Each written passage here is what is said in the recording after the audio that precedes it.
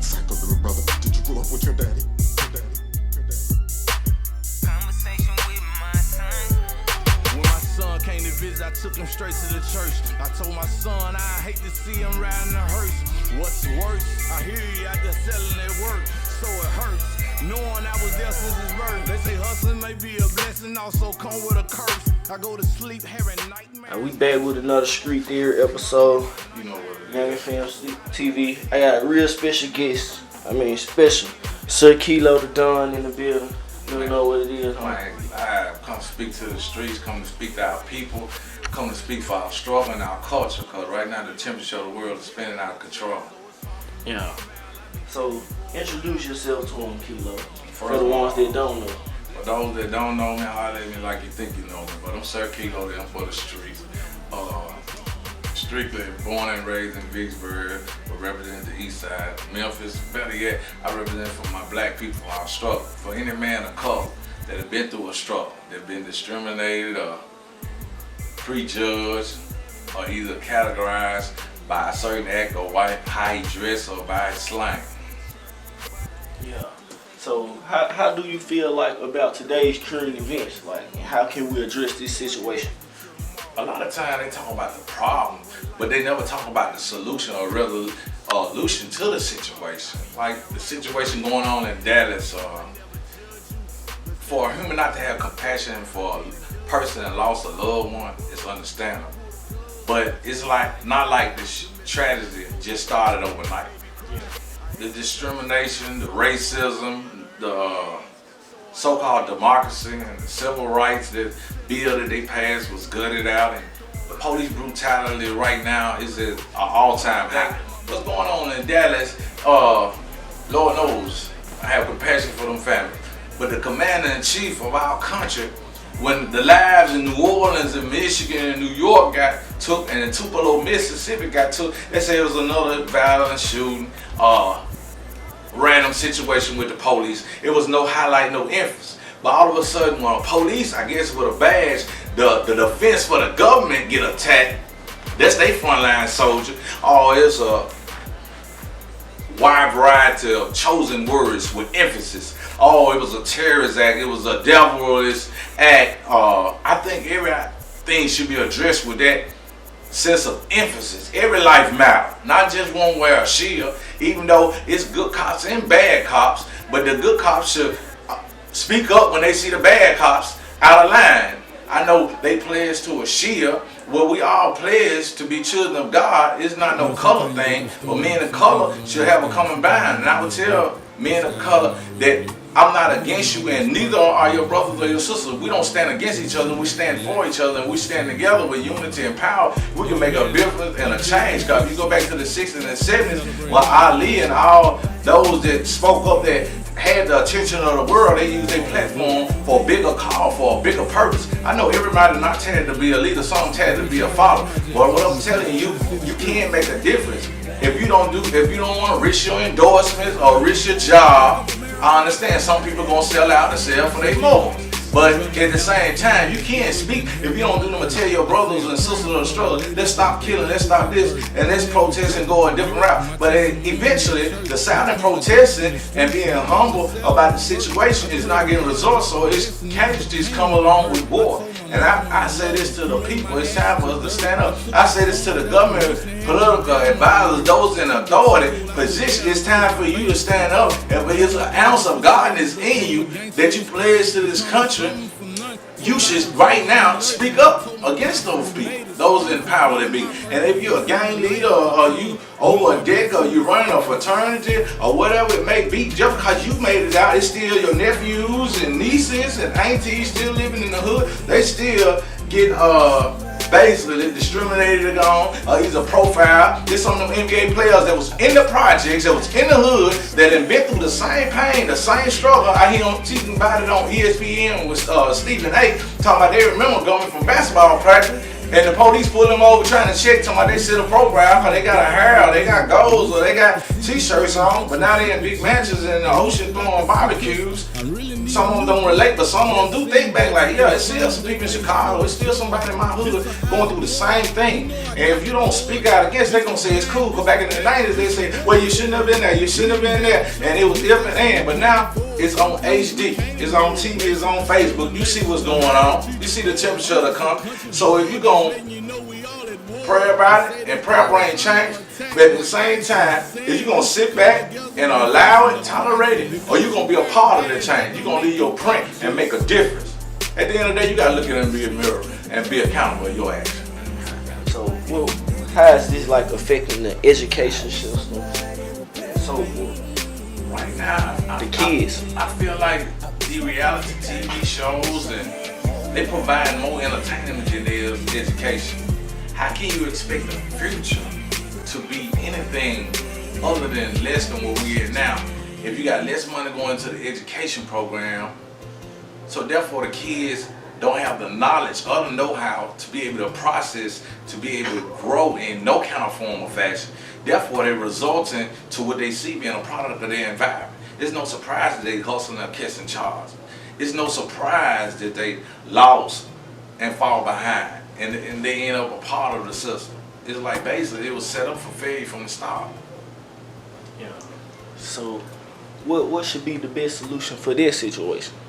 If you ever look back in the times, the mind frame of those your peers that you look up to, Malcolm X, the Martin Luther Kings, the Mandelas, and you know one thing all of them had is a spiritual guidance of believing in a higher power.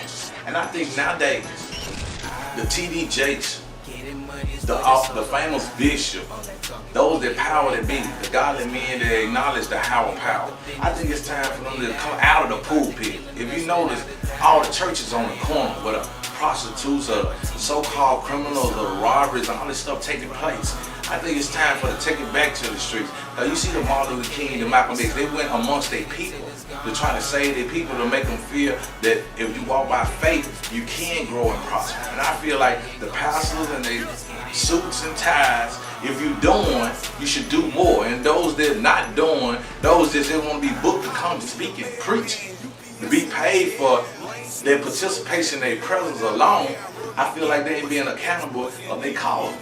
As the social climate rise and those who are blessed more is expected of.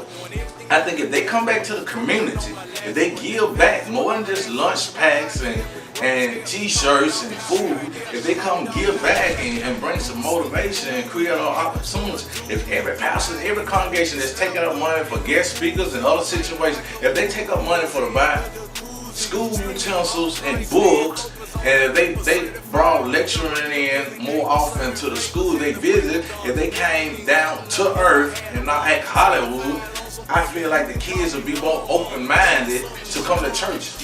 I think they'd be open-minded to allowing them to sow a seed in. So a longevity, you'll see prosperity, you see a growth and a change in our economic and social society. There'll be less people going to prison and more kids going to college.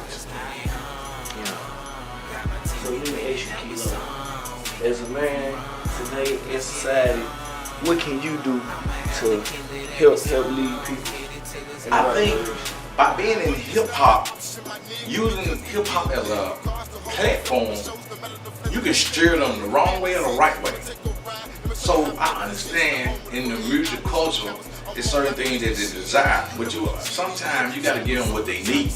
And what I mean by that, if you can motivate them and inspire them to get out and sell drugs and go rob, you can motivate them and show them that you can be educational inclined and could receive the same thing and basically be able to get that in longevity. It's a difference. See, as a hustler you can profit, but as a businessman you can prosper.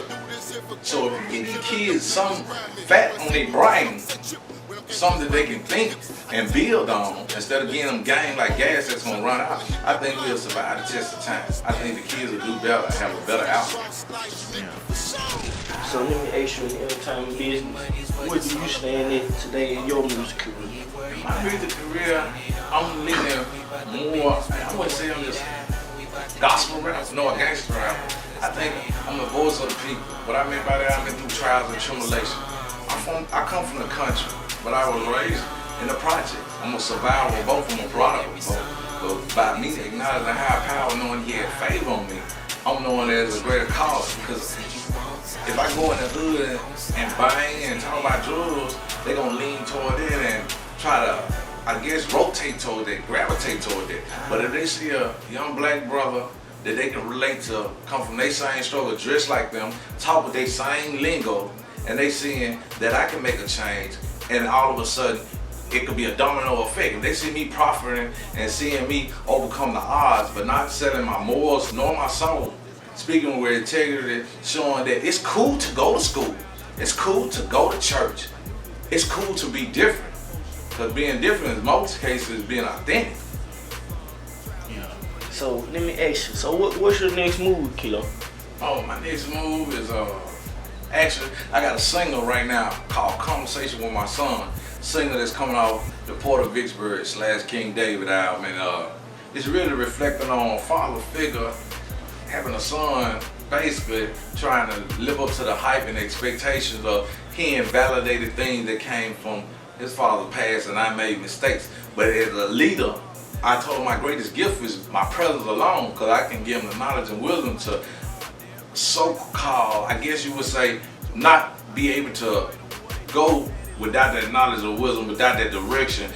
If I see him going down the wrong path, I'm gonna be quick to check them. You ain't gotta like it, but respect them. I'm gonna check you, because no, I'm not gonna let you be a victim of circumstance or be a statistic. So this song, it should touch home, it should hit some heart. I mean, it's a lot of people wondering why the kid doing this. Instead of judging them, you should build them on a strong foundation, tell them what they're doing good, instead of always criticizing what they're doing wrong in life. So is there anything besides music you involved with? Yeah, other than the Porter Vicksburg that's coming real soon to you, you'll be able to get that conversation with my son on iTunes and plenty of different websites. But also my book, Icing on the Cake, coming out Black Friday, November the 25th, Icing on the Cake. If you got to understand in life, it's different ingredients that make up success.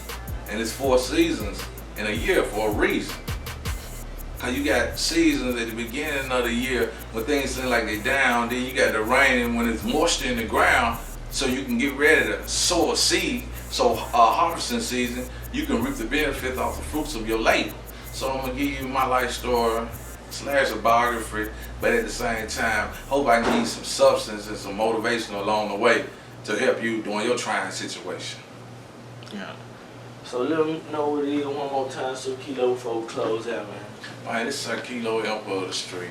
I would say I'm one of the chosen ones to speak up and take accountability of my action and be influential to the community, to be a pillar community. I would tell any man to step into the plate and govern a household as God will govern the church. I say empower our sisters instead of tearing them down. I ask you to power them and govern them accordingly. And if we step into the plate, we can make a difference with this hip hop. But right now, I don't care if you're a blue collar worker. I don't care if you're working with the set. I don't care if you're in the NBA or you're in the law field or you're being a nurse. The bottom line, it's too much criticism going on. It's too much high profile going on. It's too much police brutality going on. It's just too much going on.